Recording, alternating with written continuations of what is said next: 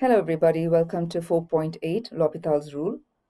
It's a French word, so it's pronounced L'Hôpital. To understand this rule, which is a very handy rule, we need to see where this comes into play.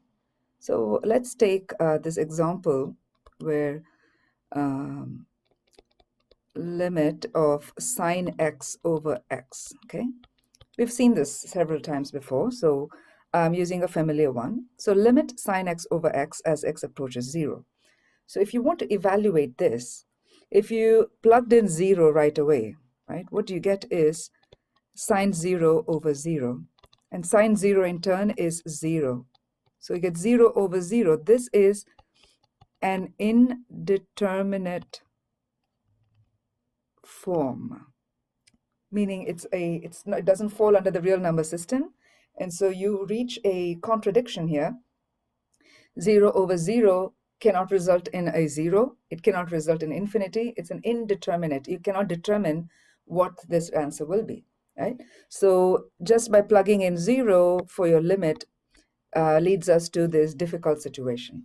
In fact, we found a geometric approach for this, which was the squeeze theorem. And we use the squeeze of the sandwich theorem, where we actually, we actually determined this to be equal to 1. Okay. So we have usually some kind of algebraic reprieve to, I'll just put that equal to 1, which implies it's equal to 1. We have algebraic reprieve or geometric reprieve to kind of handle these glaring issues that we might run into if we did direct substitution. Okay. But there are certain cases where it is nearly impossible to find any other alternate method to overcome or override the indeterminate form. And that is where L'Hôpital's rule comes into play. Okay? So we're going to take a look at theorems that help us to utilize L'Hôpital's rule under specific indeterminate forms. So we'll take a look at the first case, which is the 0 by 0, right? The very example I just shared with you. According to this, if your limit upon application produces a 0 for f of x and a 0 for g of x when x approaches a, then you have 0 over 0 situation.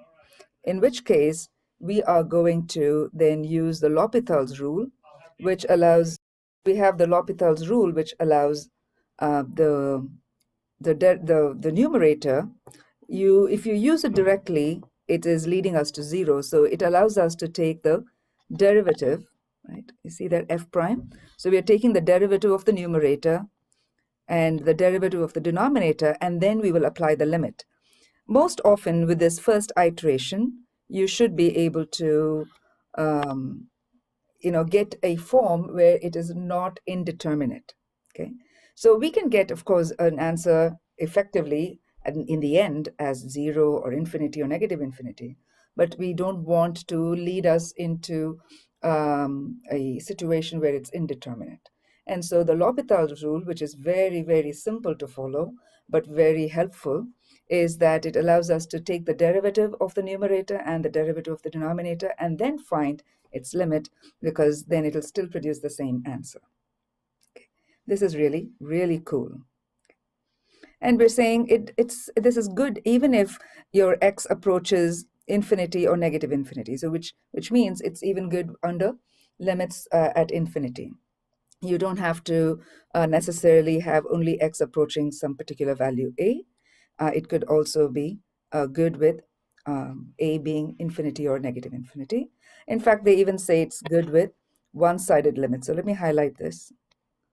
So it is very flexible and it's very simple and absolutely saves us from indeterminate forms. So this is 0 over 0. We also have another case where you have infinity over infinity. That's also a possibility, right? Where you plug in and you get infinity over infinity, where you've tried all other methods, algebraic methods, geometric methods, trigonometric methods, and everything else to salvage the situation, and it still leads us to an infinity over infinity indeterminate form. Well, for those conditions too, right, you can still use the L'Hopital's rule, which allows you to take the first derivative on the top and the first derivative in the bottom. Okay. Now remember again, the rule of L'Hopital isn't different this time or the previous time. It's just that where this can be applied. So this L'Hopital's rule holds true for all these situations, provided it was a 0 over 0 case or infinity over infinity case. It's only under these two conditions that we can apply L'Hopital's rule, right? So does it mean that this exhausts all indeterminate forms? The answer is no. In fact, there are other indeterminate forms. So we can think of 0 times infinity. You can end up getting something like 0 times infinity, okay? Or you can have something infinity minus infinity, 1 power infinity, infinity power 0, 0 power 0. All these are indeterminate forms as well. The reason being that these are not real numbers, right? They don't produce real numbers. And so you are not able to determine what the final answer would be. And so when we have such situations, we can utilize L'Hopital's rule, provided we can take these situations, convert them to this 0 over 0 or infinity over infinity condition situation. If we can bring it to that form, then we can apply L'Hopital's rule. We cannot apply L'Hopital's rule directly. When we see the indeterminate form, the key is to write it in such a way that we will arrive at this into these two, one of these two indeterminate forms. We're going to look at these examples here. Now, they kind of gave us a 0 by 0 condition. So for these questions, if you applied the limit directly, it will lead us to a 0 over 0 situation. So in those cases, they're asking us, then because it's a 0 over 0 case, we can then apply L'Hopital's rule. So let's take them one by one. Let's take A. Limit x approaches 0, 1 minus cosine x over x.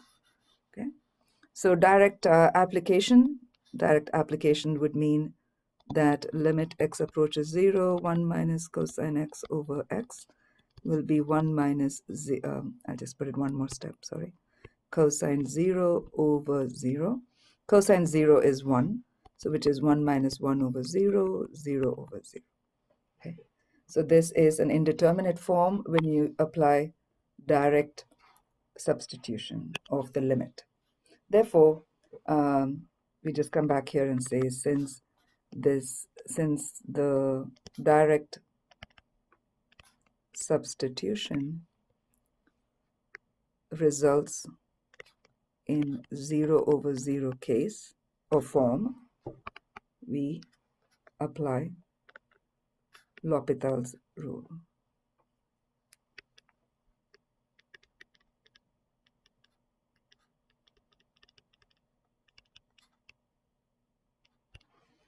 Okay, so what does the rule say? Well, let's write the limit first. Limit, what was it? 1 minus cosine x over x, and that was x approaches 0. L'Hopital's rule says you can take, let's first write the limit and then take the derivative. You can take the derivative of the numerator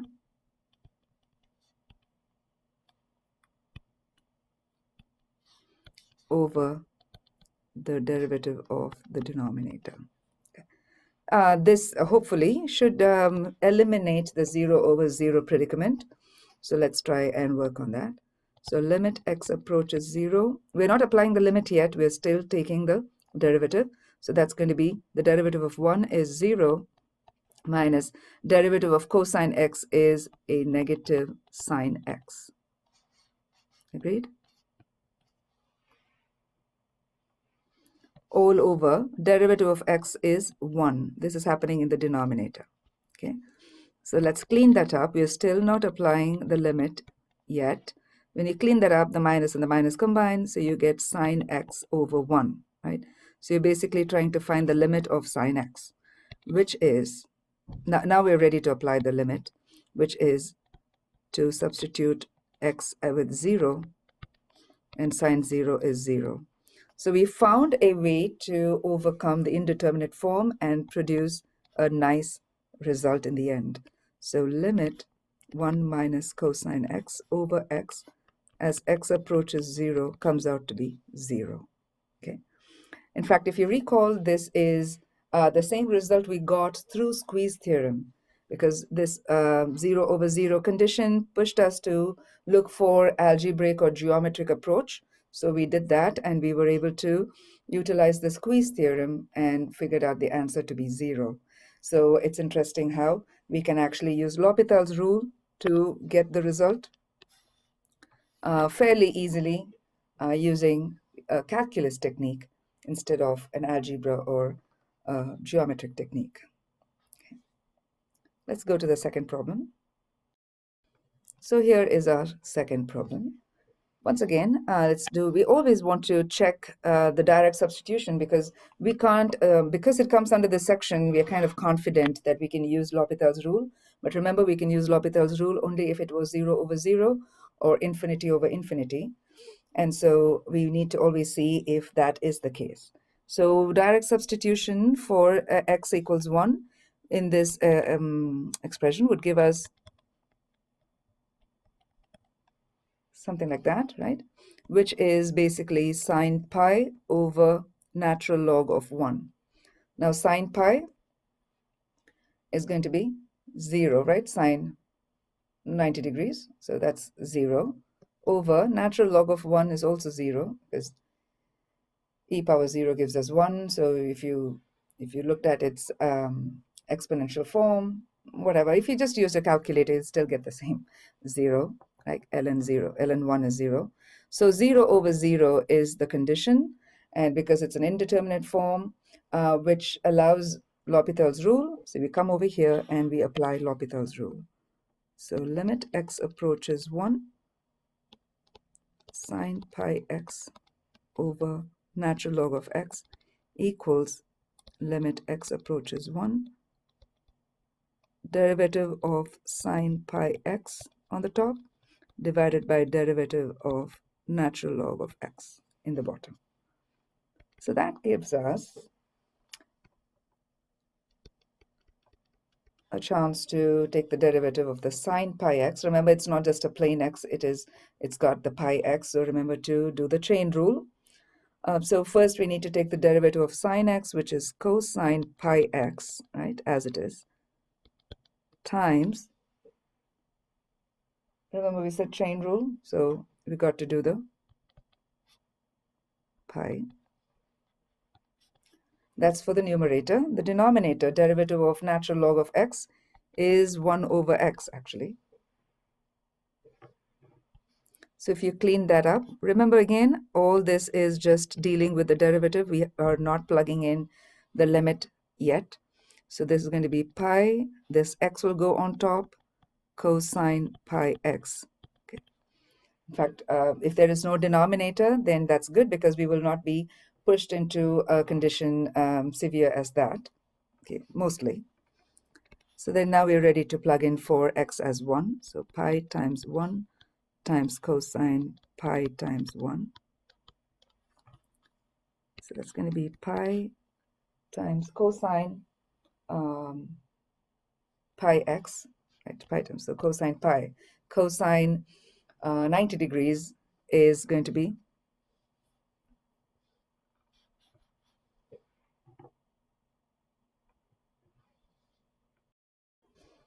cosine 180 degrees. I think previously too, somewhere I said 90 degrees for pi. I'm sorry. Pi is 180, right? So cosine 180 degrees. So you are on the horizontal, the x-axis, but on the left side, therefore this is going to be -1. And so that gives us a negative pi. So on the left we had limit x approaches 1, sine pi x over natural log of x. This expression actually comes out to be a nice looking negative pi. And that's thanks to L'Hopital's rule. L'Hopital's rule, as you're beginning to see, is kind of helping us eliminate the 0 over 0 situation by either eliminating the denominator, like in this case, with all the calculation, the denominator goes away, or the denominator is maintained, but upon substitution of the limit, the denominator becomes a 1. And so you are not led to any predicament that a denominator of 0 could lead. Okay, so we got this. That's great. We move to the third problem. Here we go. So we have limit x approaches infinity, e power 1 over x minus 1 over 1 over x. So we will plug that in. E power 1 over infinity, right? That's what you're doing. Infinity is not a number, so when I say plug that in, I want you to, of course, understand that when you have infinity, a very, very, very large number sitting in the denominator, the fraction is going to become a very, very small number closer to 0, right? So it is that understanding always. So that means 1 over infinity basically is going to be 0 minus 1. That 0 is too far off. Let's bring it closer to the power. Yeah. And then this is 1 over infinity. That's going to be 0, which is e power 0 is 1. 1 minus 1 over 0, which is 0 over 0. So we get a 0 over 0 condition, which means we call upon L'Hopital's rule. So we come over here and we will apply the L'Hopital's rule.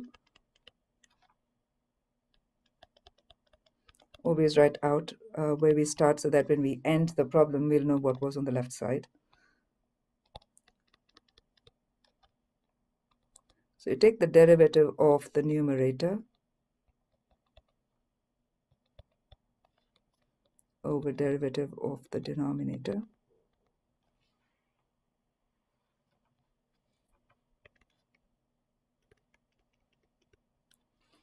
Okay, e power 1 over x. Once again, remember, it's not just an e power x. If it's e power x, the derivative of e power x is e power x itself. But the derivative of e power u, okay, we did this under the derivatives of exponents and logarithms. So derivative, let me write that out here, of e power u is e power u times du over dx. Okay, so you take the e power u, the derivative, and it comes out exactly as it is, e power u. But because this u is not directly a plain x, but it's something involving x, you then have to have a derivative for that u. So times that. That's the chain rule concept. Okay, so in this case, this is going to come out as e power 1 over x as it is, times the derivative of 1 over x. The derivative of 1 over x, if it's 1 over x, you want to bring the x to the top with a negative exponent. So its derivative would be negative 1x power negative 2, isn't it? Which is negative 1 over x squared. So I just did a quick side calculation there, so I know that this is going to be negative 1 over x squared when you take the derivative of the power. Minus derivative of 1 is 0, so that's good there. That's for the numerator. Denominator, thankfully, is once again 1 over x. We just figured that out, so we can directly write that as 1 over x squared. Okay. All right, so now we have limit. This is cleanup time, so let's just see what this comes out to be. This is going to be e power 1 over x times negative 1 over x squared over negative 1 over x squared. I could have done the reciprocal and all that, but I saw already that they were identical. So why go through all that trouble? Because you anticipate them to cancel off. And they're canceling off because you had a minus 0, right? If there was something else there, that would prevent this easy cancellation. All right. One more step of cleanup before we apply the.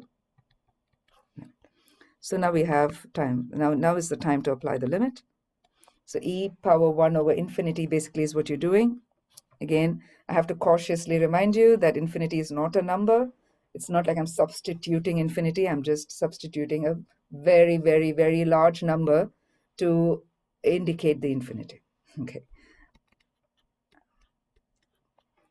I know I have to say this every time because I don't want to be found to teach you to just substitute infinity. All right, so that's going to give us a fraction that's very close to 0, right? So let's just write that here. This one approaches 0. So what is e power 0? E power 0 is 1. And if you look on the left side we started with this given expression. So just pull that down here. And let's say limit x approaches infinity, e power 1 over x, was it minus 1? Yeah, minus 1 over x comes out to be 1. That's the answer. Okay, so from an indeterminate form, we were able to escape its clutches by applying L'Hopital's rule, and that gave us a very nice looking answer. Let's move to our very last problem in this set. All right, here's our problem. As always, do your side calculation by direct substitution. So I get sine 0 minus 0 over 0 squared. Sine 0 is 0 minus 0 over 0, which is 0 over 0. Okay, that means this case, or this indeterminate form, triggers L'Hopital's rule. Okay.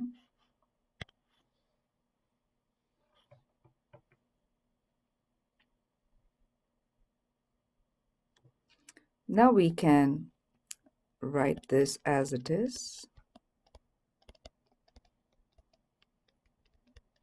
and apply L'Hopital's rule by taking the derivative on the top and at the bottom.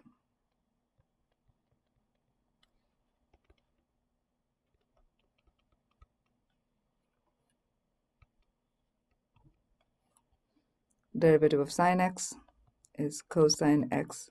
Derivative of x is 1, so cosine x minus 1 on the top and 2x on the bottom.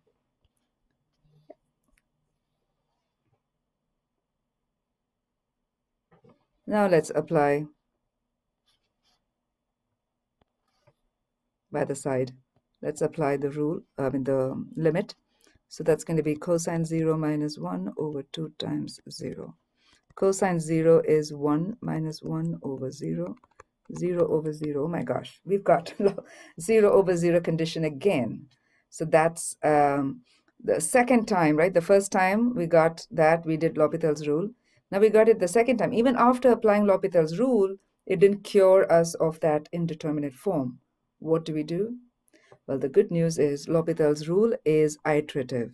You can keep applying it as many times as you need to see if it cures the condition. So that's the second iteration of L'Hopital's rule. All right, so now we come back here and then we say, okay, let's take this. Now this technically will be on your left side, but let it remain right there. We are going to take the derivative of the numerator over the derivative of the denominator. Interesting. So limit x approaches 0 is derivative of cosine x is negative sine x, and derivative of 1 is 0. Again, for emphasis, I put that 0 so you know that we took care of it. And derivative of 2x is 2. This looks already good because the denominator is a fixed number now. It's a 2. So we know, we have kind of overcome that condition. So now we are ready to apply the limit. So negative sine 0 over 2. And, sine 0 is 0. So 0 over 2. There's no negative 0 as such, but there was a negative sign there. So it could be 0 over negative 2 maybe, which anyway all turns out to be 0. So this implies we went through 2 iterations to get to this answer. So limit sine x or minus x over, was it x squared? Yeah, it was x squared. That equals 0. We got, again, a nice looking number. 0 is a perfectly fine number. So we got a limit for this special condition, which required 2 iterations of L'Hopital's rule. Let's explore some examples related to the infinity over infinity case. Okay, so here again, we have problems to help us handle this using L'Hopital's rule. We have 2 problems here, so let's take them one at a time. A is limit x approaches infinity, 3x plus 5 over 2x plus 1. Okay. As always, we want to make sure that direct application of this rule leads us to either 0 over 0 or infinity over infinity condition. We just saw a set of examples that related to 0 over 0, so let's try this one.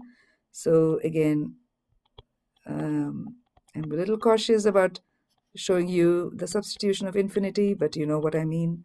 I've said it so many times, I'm sure your ears are bleeding. So basically, this result on the top is going to produce infinity, and the result on the bottom is also going to produce infinity. Think about it. You're just multiplying 3 to infinity. Infinity is a very, very, very large number. 3 times infinity is only going to make it larger if there is something like that, because it's already really large. So it's going to make it larger. That, and you add a trivial 5 to it, yes, it's going to be infinity, right? So you can't make infinity bigger, because infinity is not a number. We're just trying to show you the enormity of that value towards which it's going, and so it is going to go towards infinity. Likewise, the same argument for the denominator. So this condition triggers L'Hopital's rule.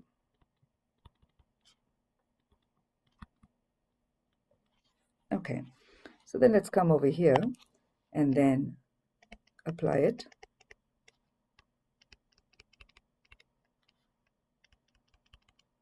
Again, remember, I keep insisting that L'Hopital's rule must be applied only under these cases, right? 0 over 0 or infinity over infinity.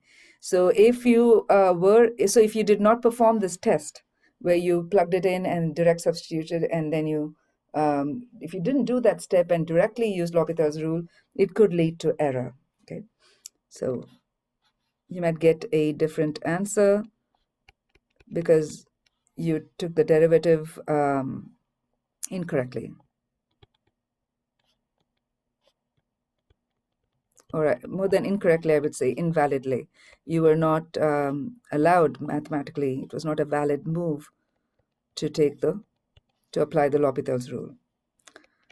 All right, x approaches infinity, and that's going to give us a 3, right?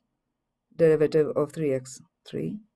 5, that is a 0, over derivative of 2x is 2, plus derivative of 1 is 0. So you actually get limit x approaches infinity, 3 over 2. There was no x involved for you to actually substitute. So limit of a constant is the constant itself. So the answer is 3 over 2 for this particular problem, okay, using L'Hopital's rule. I also want to highlight to you that this problem could also be approached using the horizontal asymptote lesson, right? In the horizontal asymptote lesson, we said if the limit as x approaches infinity or x approaches negative infinity is applied to a given function, then we can, a rational function, then we can actually compare the degrees, the degree of the numerator versus the degree of the denominator, and come up with some conclusions. So along those lines, if you recall that lesson, we have the degree of the numerator to be 1 and the degree of the denominator to be also 1. Since the degrees of the numerator and denominator are the same, then the resulting answer should be just the ratio of their coefficients. So it's going to be just this 3 over 2. So, and additional information is that the horizontal asymptote occurs at 3 over 2.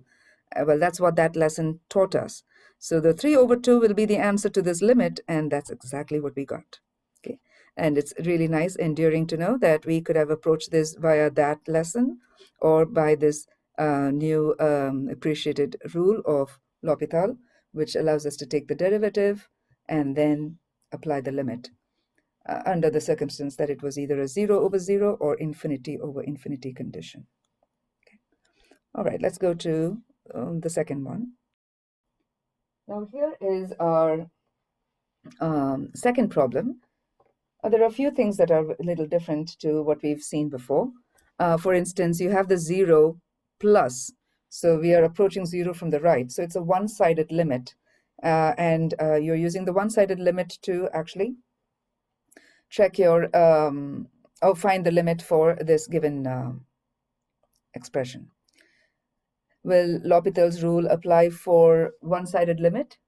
Well, the definition, if you go back to that part of the video, the earlier part of the video, and look at the definition, we went over it, where it shows that it's going to be applicable even for one-sided limits. And so we are kind of covered here. Okay. It's covered for one-sided limits. It's covered for limits with limits at infinity, like we saw in the previous example, as x approaches infinity. Okay, let's perform our test here. All right, we want this to approach from the right. Okay.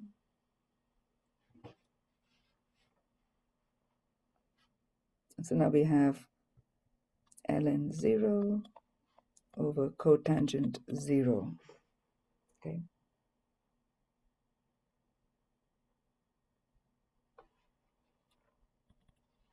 What's natural log of 0? Well, natural log of 0, in this case, you're approaching 0 from the right. Okay. So you are looking at,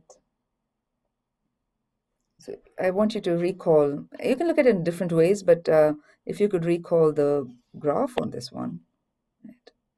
It goes like this, right? That's your ln x. So if you're looking at the graph, you're approaching the 0 from the right, isn't it? Can you approach it from the left?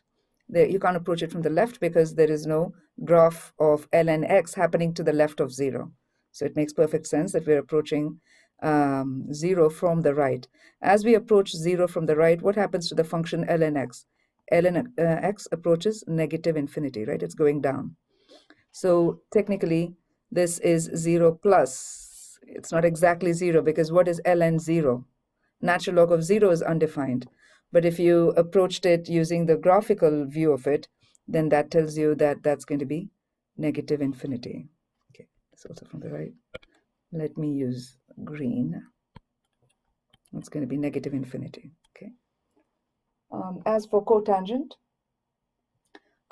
is nothing but your cosine over sine, right? Cosine 0 over sine 0. That's your cotangent, or it's the flip of your tangent. So that's going to be 1 over 0. What is 1 over 0? Technically infinity, right? So that's infinity. So it is giving us an infinity over infinity condition, right? I mean, even if it's negative infinity, right? That allows us to use L'Hopital's rule.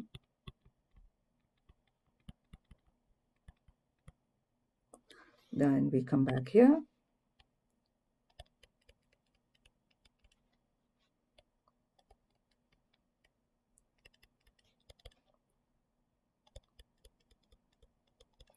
Derivative of ln x on the top, natural log of x on the top, over derivative of cotangent x in the bottom. Now in OpenStack's book, we do have at the end, if you scroll down all the way down to the bottom of the table of contents, you will find appendices for different tables of formula. Okay, so we have a table for pre-calculus, like review of pre-calculus. We have table for derivatives, table for integrals. So you can print it out, or you could just, view it as a web page to quickly recall what these rules are. Well, a derivative of ln x, we just saw in an example, so we kind of remember that, will be 1 over x. That's going to be on the top, over derivative of cotangent x. Actually, the formula is negative cosecant squared x. That's happening in the bottom. Okay. And so that formula, you could look that up in the appendix for derivatives, and that's what you'll see. Now let's clean this up before we apply the limit. So that's going to be 1 or negative 1 over, you can move the negative to the top, over x cosecant squared x. Okay. Now this is kind of good news because you have a negative 1 on the top. But remember, it's cosecant, so we want to actually switch this around. So there is no guarantee yet that we are out of the woods. So cosecant is the reciprocal of sine, because cosecant squared is happening in the bottom. You can move it up so that it becomes negative sine squared x over x. All right.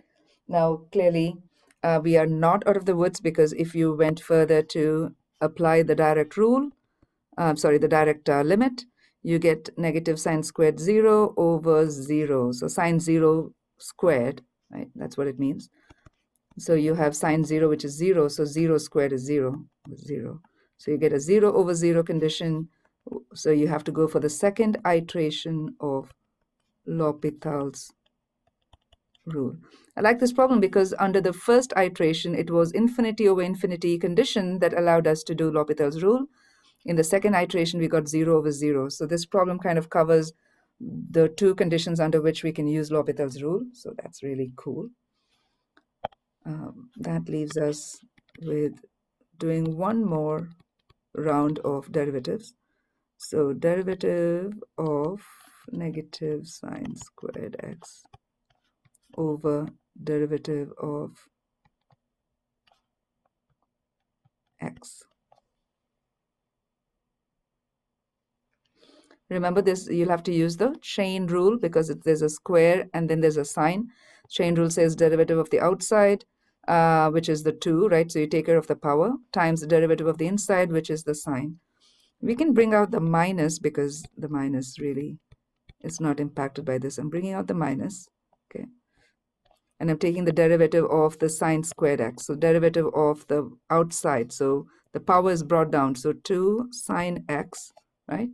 And the power for the sine x is now 1. So 2 sine x. We took care of the outside.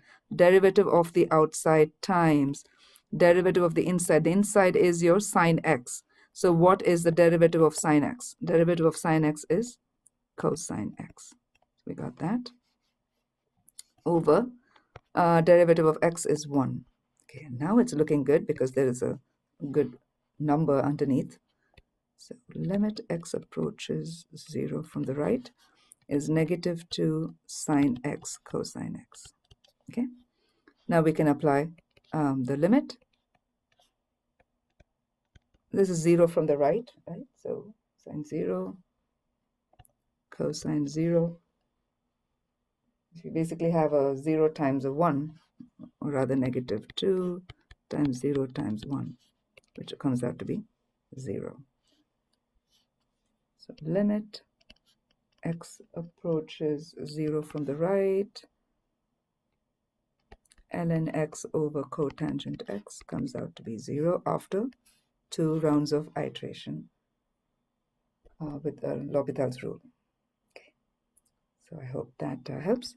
This was an excellent problem because it kind of showed us many things. It showed us about the ability to apply L'Hopital's rule in a one-sided limit. It showed us the ability of using L'Hopital's rule twice in the same problem, but under 2 different indeterminate forms, the infinity over infinity and the 0 over 0. And so I really like that we did all that. And it also, in fact, went into a little bit about some uncomfortable expressions like the cotangent x, right? We figured out the derivative of cotangent x and so on. It's really neat. I just want to give a note. I'll call it warning so that we'll remember more closely. The warning is that you should not jump into using L'Hopital's rule without having investigated if it qualifies for that rule, right? So let's just, let's say limit x approaches 1, x squared plus 5 over 3x plus 4. Okay, when I say investigate, we've done this for all these 5 problems now, where you have to plug this in direct substitution, where you do this. Okay, So that would give us 6/7, isn't it? 6/7. That would be the answer. So right there you get the answer. So that wouldn't really allow us to use L'Hopital's rule. But if you didn't do this investigation and you jumped right into this problem by saying, oh, I can totally take the derivative.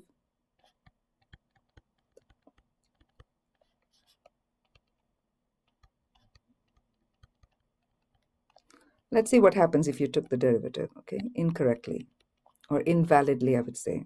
Because you could do the derivative the derivative parts correctly, but the fact that you used it invalidly will invalidate even the correct process that you followed within it. All right, so that's going to be 2x plus 0. So you will have then giving us 2x over 3. And that, when you apply the limit, will be 2 times 1 over 3, which will be 2 over 3. So it looks like a fine answer, a totally interesting answer. But then this is incorrect. Let's write that there. Incorrect answer due to invalid application of L'Hopital's rule.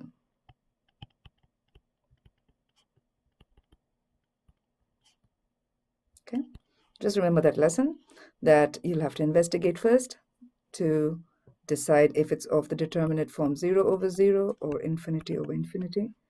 I mean, you can have the minus infinity and all those signs, but it's basically, or any one of these indeterminate forms allows you to use L'Hopital's rule. Okay. Now we'll do a few problems related to other forms, other indeterminate forms, just to give us an idea of how to go about them. Here we go. We have a situation where the indeterminate form is of the type 0 times infinity. Although they give us all those things, we have to pretend as if that was not given, just this question evaluate was given. And if that's the case, we need to always investigate. Okay.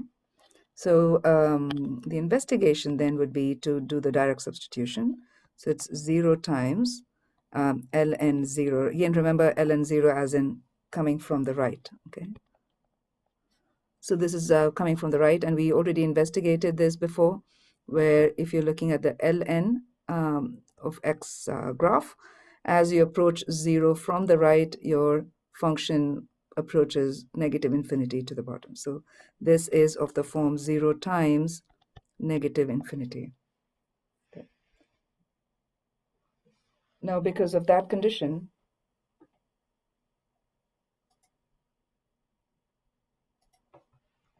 we now have to consider our plan of action. Remember, we said we need to bring it off the form either 0/0 or infinity/infinity, right? So then this requires a little bit of manipulation to see if we can rearrange these terms, again, mathematically validly, to move this position around, okay? It's kind of easy in some cases because of the 0 times negative infinity condition. This infinity, right? Because it's in the numerator, if you brought it down to the denominator, it could become 0/0. So using that hint, we can come over here and say, okay, I can have ln x on the top, and this x, I could write it as 1/x in the bottom. This is a mathematical move, a mathematical manipulation, where if you simplified this, the x would actually go back to the top, right? So we're taking the x that was in the top and we are moving it to the bottom, so that this time when you apply the rule directly, so you're going to get ln 0 over 1/0. Okay, yeah. So ln 0, we saw that that was negative infinity, over 1/0 is infinity. So you get infinity/infinity condition. So we kind of translated the given problem from that one indeterminate form to another indeterminate form. But this form is, although it's indeterminate, this is the one that lets us use the L'Hopital rule.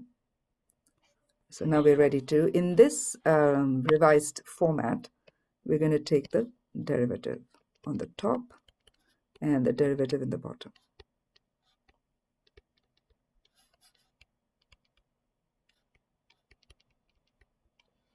Okay. So the derivative of ln x is going to be 1 over x. The derivative of 1 over x, we've seen this plenty of times before.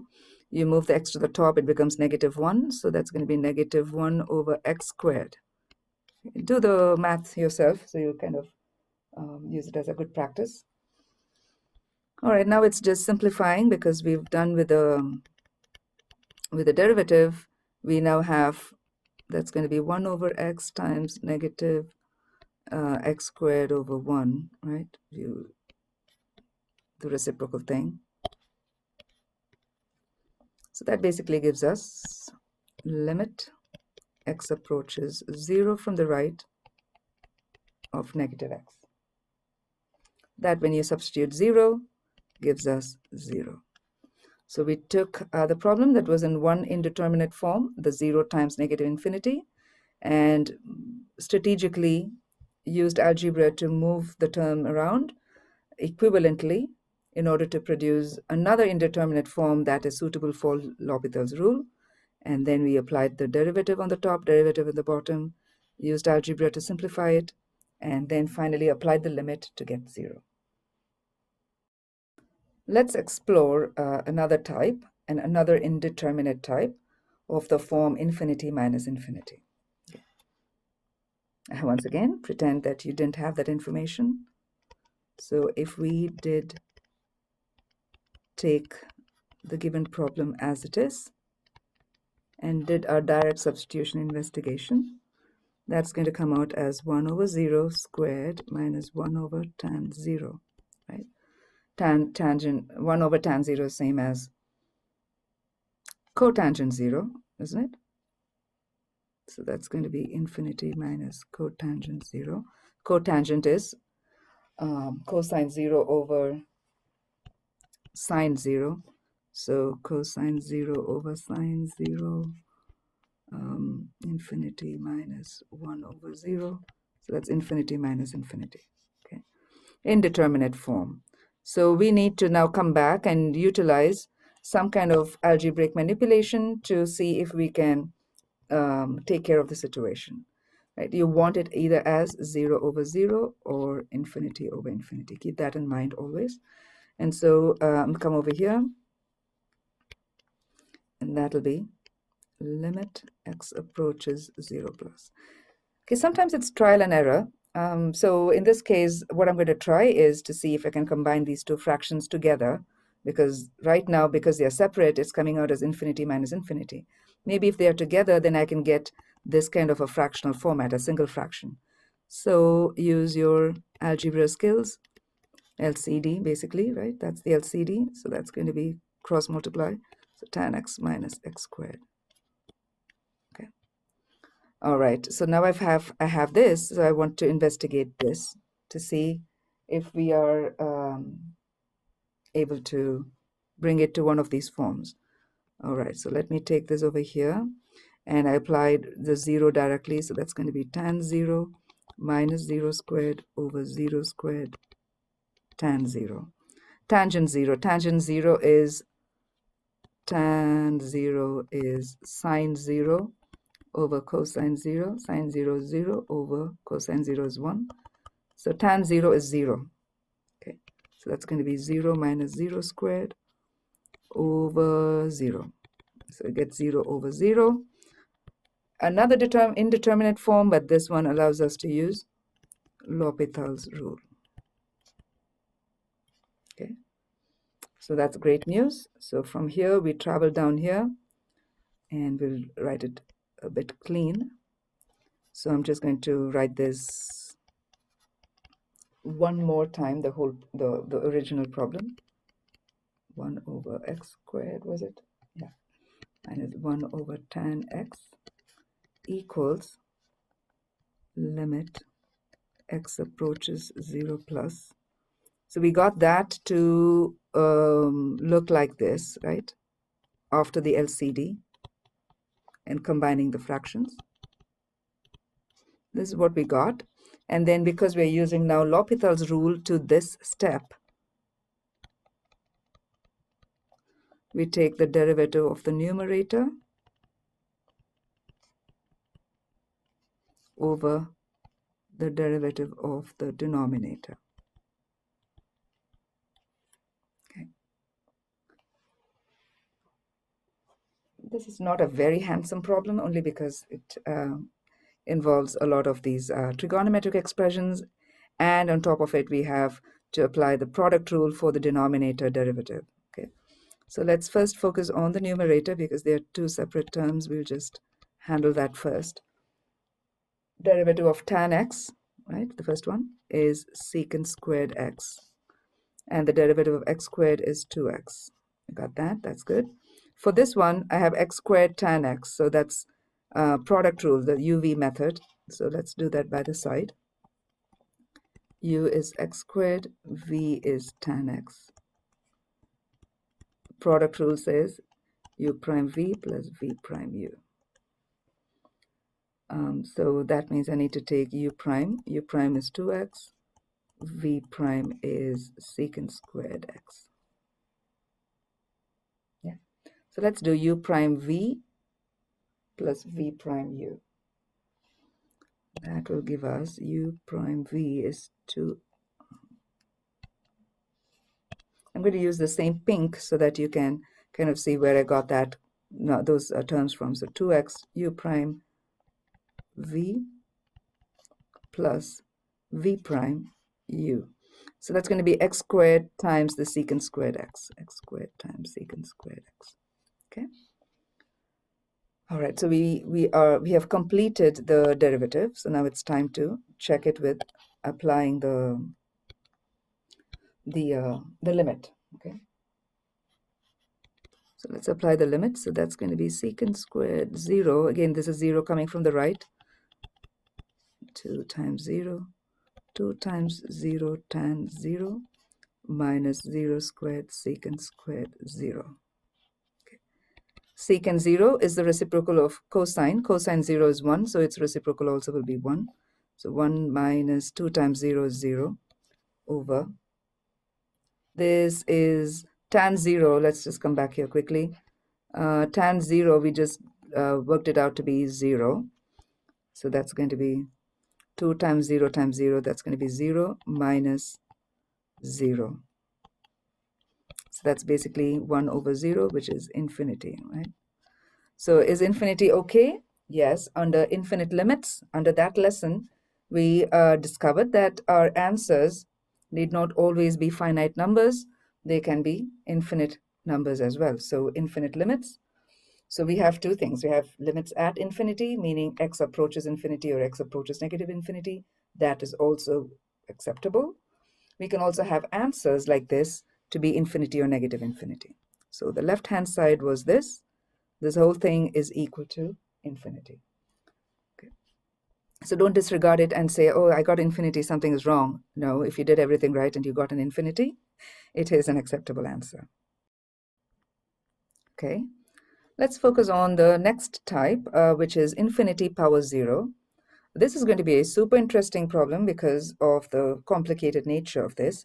It's going to really, really enhance our algebraic prowess, okay, in handling this. So this is going to be really very interesting.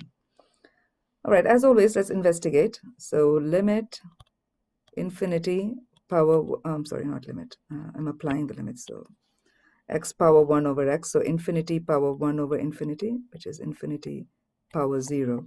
So this is an indeterminate type, clearly, and we need to now manipulate this given problem to handle it as 0 over 0 or infinity over infinity.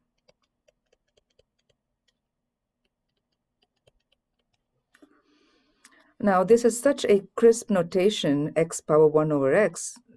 Just keeping it the way it is, but moving things around won't do, okay, because it involves x in the base, it involves x in the power, right? So we've got double whammy there. Whenever we deal with these things, we always seek help from logarithmic differentiation or logarithmic approach, not differentiation yet, sorry, logarithmic approach. So we are going to use logarithm to rewrite x power 1 over x. So for that, we need to call this y. Okay, why? Because we have to apply ln on both sides. This is a lesson from logarithm. It's also a lesson in logarithmic differentiation. So this is going to come in handy in both these places. Apply ln on both sides. Remember, apply is not multiplying it. It's an operation. So you apply on both sides of the equation. Okay. The very immediate effect of logarithm is that it helps us to bring whatever is in the exponent down to the regular level, the base. So ln y equals the property, the power rule of logarithm allows you to bring the power down, right? And very quickly, what was problematic for us as 1 over x is now brought down. Okay.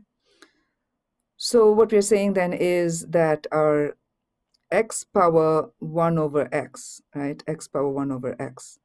So we took all these things and then we kind of changed it completely. Okay. So then we are looking at y equals x power 1 over x, right? And if you take limit of x approaches infinity, y equals limit x approaches infinity x power 1 over x. This is what they're asking us to find. But then we turn this into ln on both sides, isn't it? Yeah. So we need to find this limit, but then we need to find just the limit of y. But what we have here then is limit of, or what we have here is ln y. Okay. So we're going to come to that. Okay. This is what we're trying to find. But what we have instead is, sorry, let me write this thing here. ln y is 1 over x ln x. So to this, we apply limit x approaches infinity on both sides. Okay. So what that leads us to then is that we have limit x approaches infinity ln y, not just the plain y as we would like it to be, but we're going to get to that. Okay, hold on. So that is one of the superb lessons that we can recall to use from our limit laws. Okay, we did limit laws way back, and so it'll be really cool to see them come in handy after such a long time. Okay, so to reiterate, our ultimate goal is to find limit of y, not limit of ln, but we have a technique to get the ln out of the picture. So for the moment, we're going to deal with what we have. Okay, y limit ln y, because we took ln on both sides, but y because we assumed y to be this x power 1 over x. All right. Okay, so what we have here then is limit on the left and limit on the right applied to this ln. Now this on the left-hand side, okay, the left-hand side. Limit law says for continuous function, okay, limit and function are interchangeable.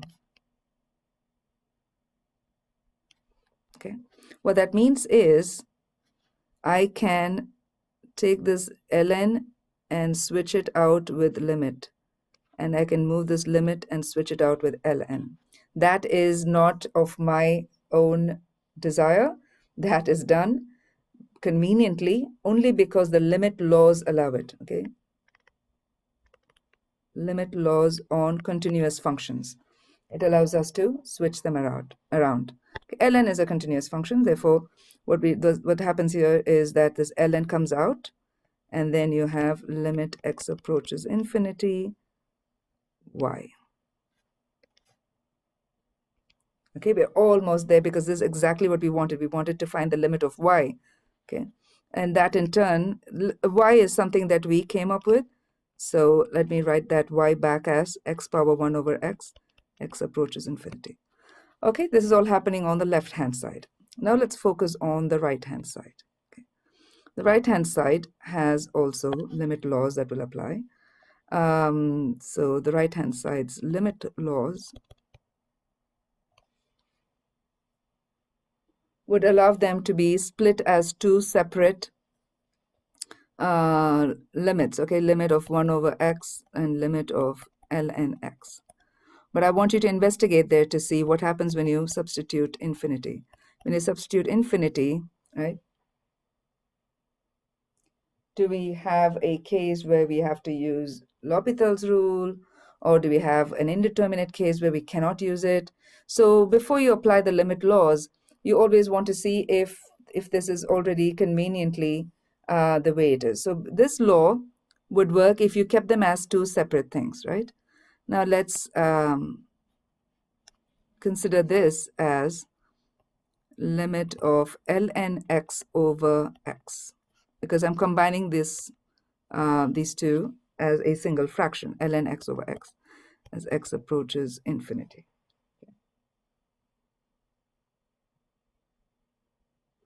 Now plug in infinity. Okay, so basically you're asking as x approaches infinity, right? So as x approaches infinity, so you're going in this direction. This is your ln x. What happens to ln x? So the ln x actually approaches, yes, infinity, right? So direct substitution gives us infinity for the top and x is infinity. So you get infinity over infinity. You get the L'Hopital's rule case, type of indeterminate case. So when you're using limit laws, you want to be careful as to whether that law is helping you or not helping you, right? If that law is not helping you, then try to see if you can use algebra to handle that. Okay. All right. So now that we've got that, we can then apply on the right-hand side. We are doing the derivative of ln x because that's what's in the top over derivative of x. That's in the bottom. Okay.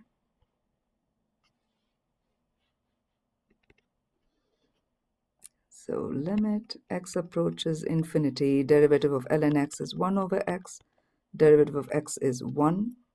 That looks nice already.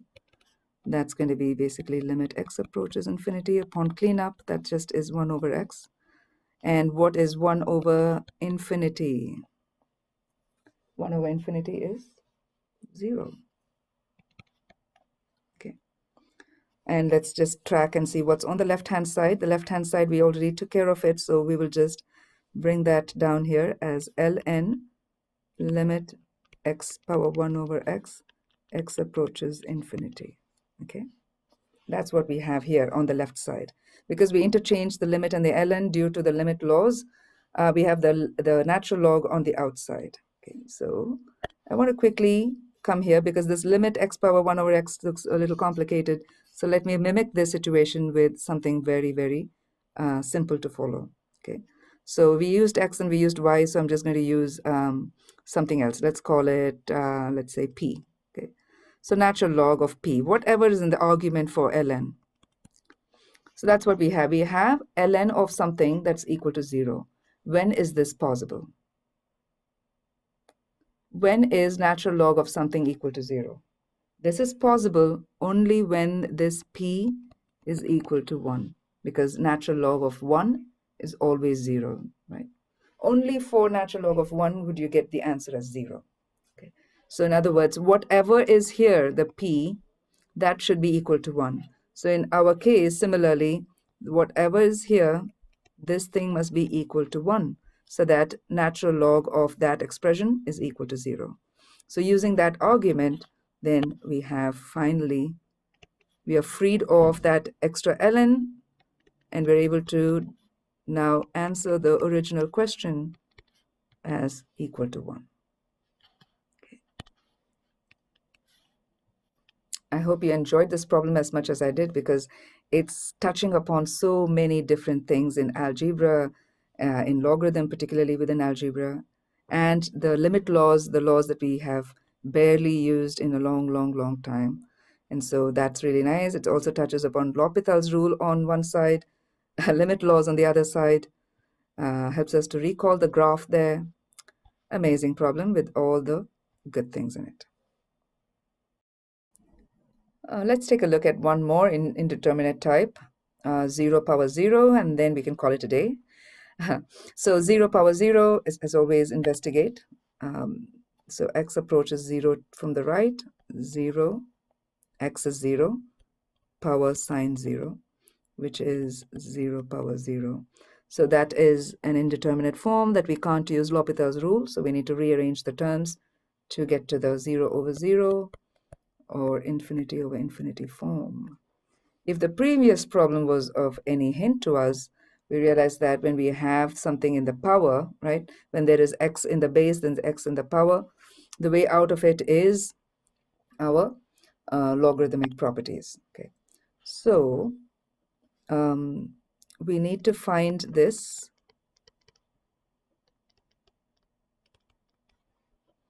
and we're going to manipulate this by first taking this complicated expression and calling it y. Then we apply ln on both sides, so natural log on both sides. That allows us to bring the power down in front of the ln. That is a property of logarithms. We are not doing any derivative or anything of that sort, right? This is logarithm. We're still in algebra. So we are able to bring the sine x to the front of the natural log. That is the power rule of logarithms. All right, now that we have this, we need to apply limits on both sides. Okay, so I'll just write the stuff we did here. Apply ln on both sides.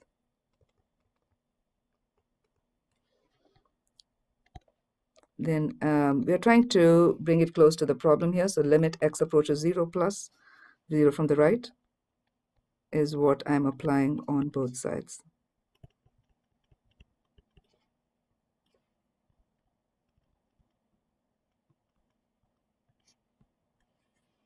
Okay, so we'll just say apply limit x approaches 0 from the right on both sides. I keep saying both sides because only then will it be balanced, isn't it? You can't just do it to one side. Because we went over what happens to the left-hand side in detail in the previous problem, we can actually interchange the ln and the limit, and we'll keep that aside. So natural log of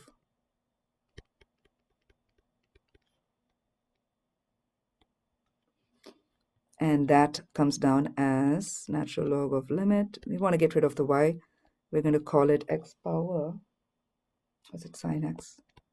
Correct, sine x. And that's your left-hand side, okay? The right-hand side needs a little more time. We need to investigate what form is this going to be in, okay? So let's take off on the side. If I plugged it in directly, I get sine 0 times ln 0, okay? Sine 0 is 0, ln natural log of 0 is infinity. For that matter, we're approaching from the right, so it's actually negative infinity. So it's an indeterminate form, 0 times infinity, or negative infinity. So we need to move this around a little bit, right?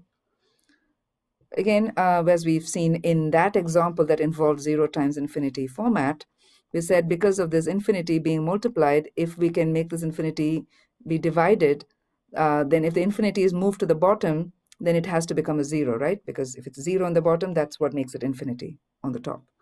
So, so then we can actually come here and see what can be moved to the bottom. If I move the sine x to the bottom, it's going to make it infinity, right? Like 0, this 0, if I move the 0 to the bottom, that'll make it infinity. Instead, let's see if moving this ln x, which produce the negative infinity to the bottom. So I'm going to do sine x over 1 over ln x. That's the only way to move the ln x to the bottom, isn't it? You are flipping it. It's like a double flip so that it flips back to the top. Yeah. Okay, we got that. So you're flipping the ln x and you're flipping it by moving it to the bottom.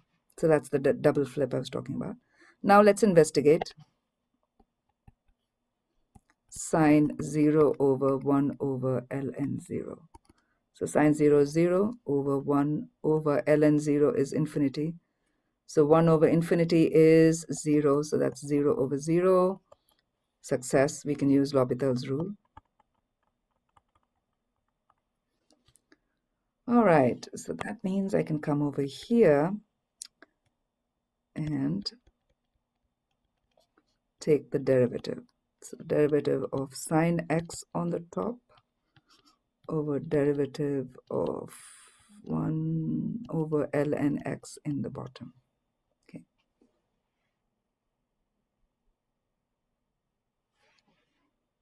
It looks a little complicated to take the derivative of ln x in the bottom, right?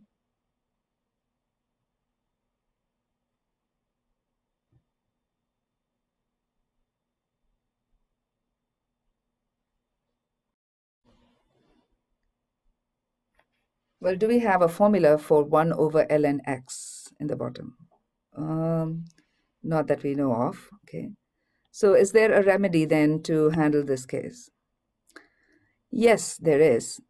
What we did was we argued and we said, well, if we were to bring the sine x to the bottom, the sine x here to the bottom, then that would, in order to use the L'Hopital's rule, right, we said if we brought this sine x, the 0, to the bottom, that will make it infinity. Why not turn the infinity into 0? That was our argument to do this. Okay. So, and then we realized that when we take the derivative, we're going to have an issue here. So, what if,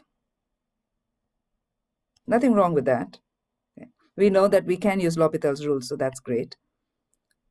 So what if, let me remove all this argument here. Okay.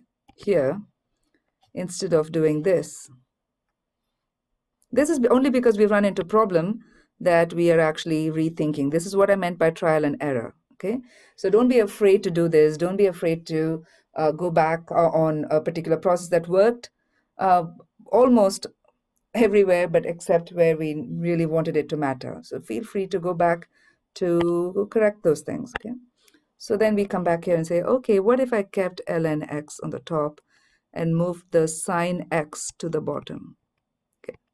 Investigate that. Okay, so that's going to be ln 0 over 1 over sine 0. Okay, ln 0 is negative infinity.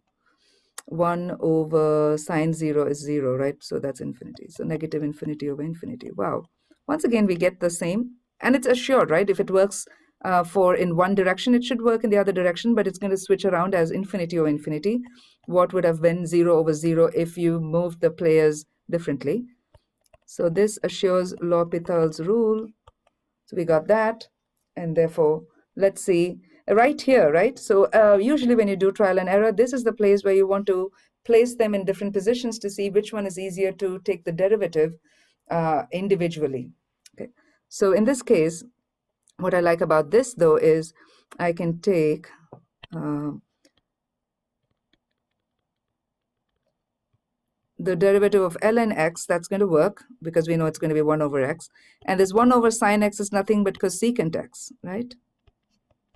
And we do have from the formula sheet the derivative of cosecant x. So this seems to be a better setup to move them around, to manipulate our terms, as opposed to keeping the sine x on the top and moving the ln x to the bottom. Keeping ln x on the top is a smarter choice. Your trial and error kind of showed you the how to reason out and make the right choice. And so that helps us with the derivative here, which is going to give us 1 over x on the top. And for cosecant x,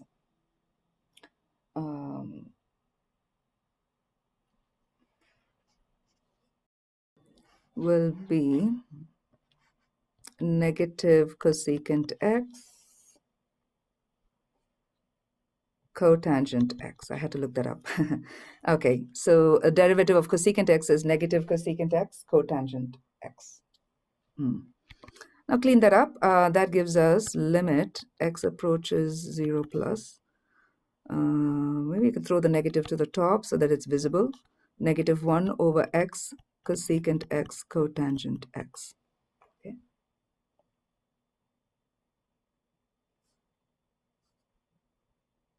Now here again, we can use the limit laws that allow us to plug them in individually. And let's see what that leads us to. That's going to be negative 1 over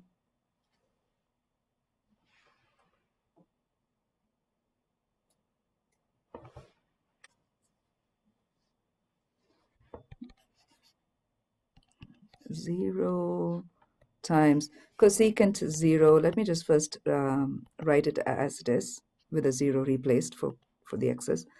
Okay, cosecant 0 is the reciprocal of sine 0. Sine 0 is 0. And so that's going to be, the flip of that will be, let me just write that in, cosecant. Cosecant 0 will be 1 over 0. Okay, got that. And then cotangent is, cotangent 0 is cosine 0 over sine 0, which is 1 over 0. Okay. So negative 1 over 0 times 1 over 0 times 1 over 0. Okay, basically, you're getting infinity in the bottom. Negative 1 over infinity, which is actually going to come back as 0, right? Infinity, large number in the bottom, flips up and makes it a 0. You'll get a negative 0, but you know 0 is neither negative nor positive, so you just put the 0, ignore the minus.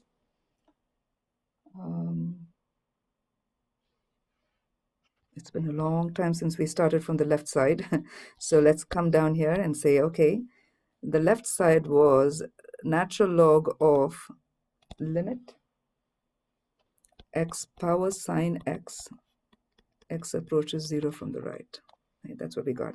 This is a very ideal condition to get a 0 on the right-hand side, because we've seen that the only time that ln something will be 0 is when that something is itself equal to 1. So this implies limit x power sine x, x approaches 0 is equal to 0, since natural log of 1 is 0. If you want to give a short, a brief, concise description as to what the, I'm sorry, I put 1. It should be equal to 1. I should have put 1.